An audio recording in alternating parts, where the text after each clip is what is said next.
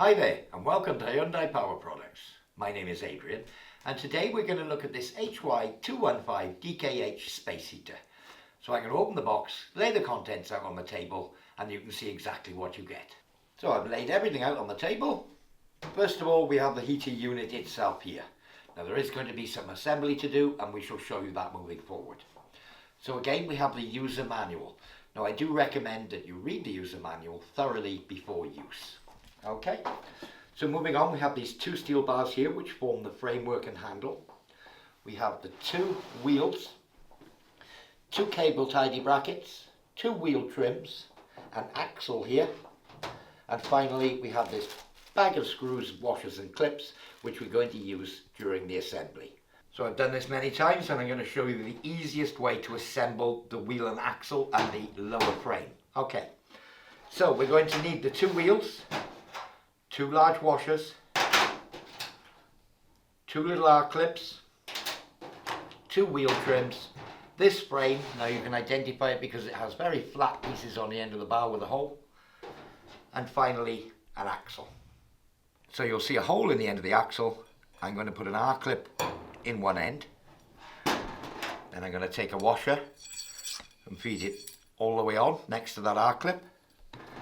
Then I'm going to take one of the wheels and this high point is going to be facing inwards. So as you can see the high point there on the wheel, that's the assembly for one end. So I can simply feed the whole lot now through the frame, bit of a squeak, out the other end, and then again, let me just come round there, on with the wheel. High side in, you can see it's flat this side, shaped on this side, wheel in, then a washer, and then the final R-clip.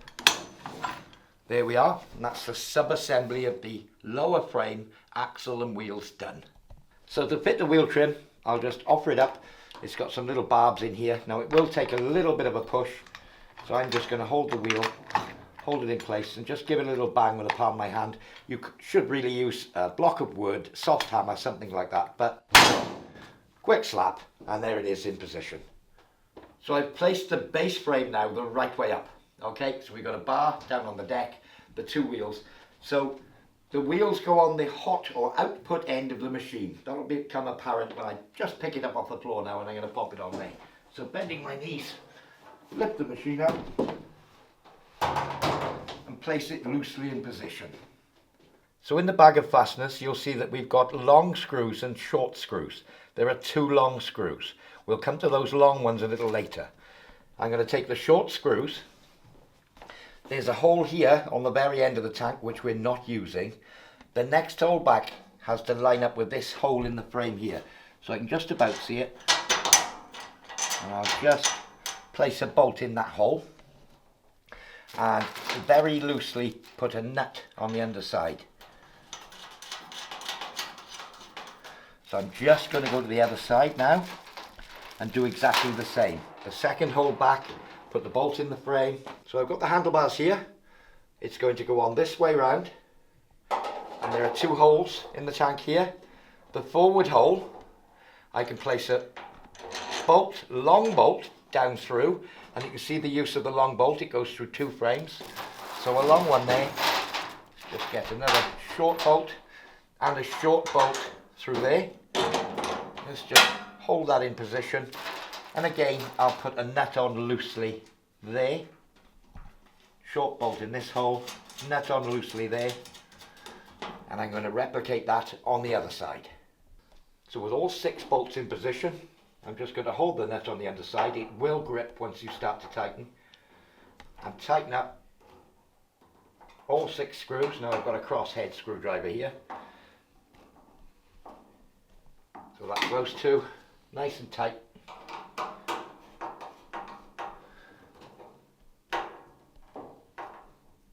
Okay, and again I'll do exactly the same on the other side. So at this stage we should have 4 screws and 4 nuts left. I'm going to put the cable tidies on. So you'll see this shape, half round shape in the cable tidy. It's going to go on the bars here. So if I just place one screw through the hole there, and a nut on the inside, exactly the same procedure as we've done everywhere else. Put the bolt through the hole, just get that nut started.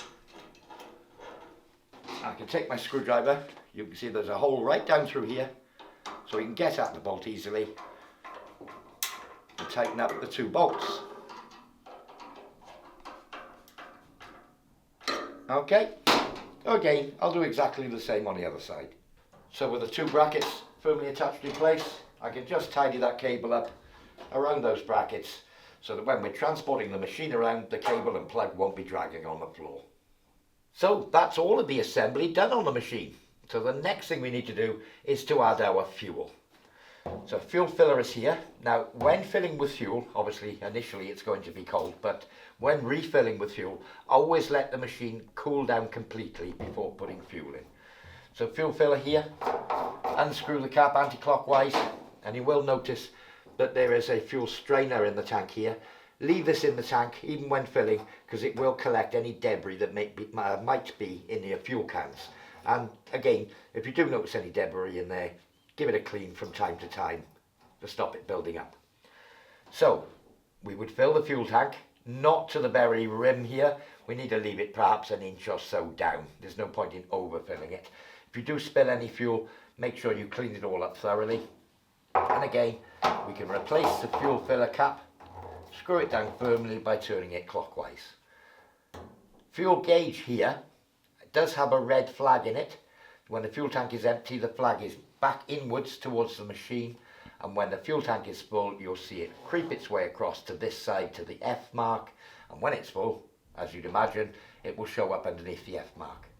So before we plug the unit in, I'll just make sure, and it isn't, power switch here is switched off, and at this point I can take my lead, plug it into my extension lead or my 13 amp wall socket, whichever one you're using, switch it on, and it's ready to use. So with the power on and available, if I switch this switch on, the machine will start up.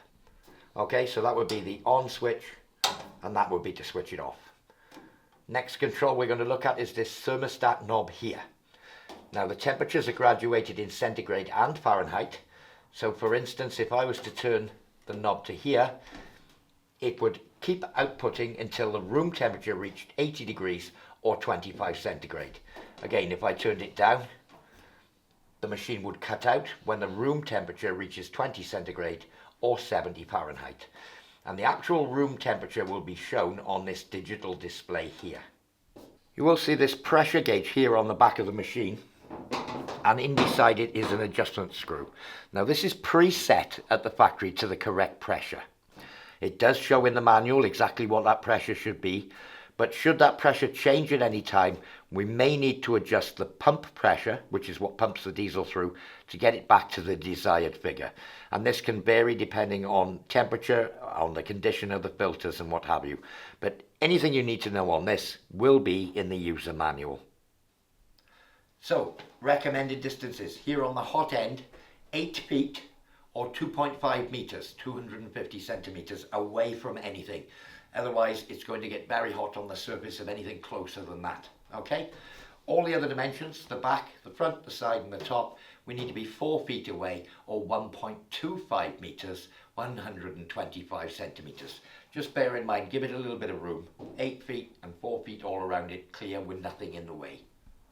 So as I said in the beginning, all the information on settings, maintenance, everything like that is all written in the manual. So I do recommend that you read the manual before use. Well, I do hope you found this demonstration useful.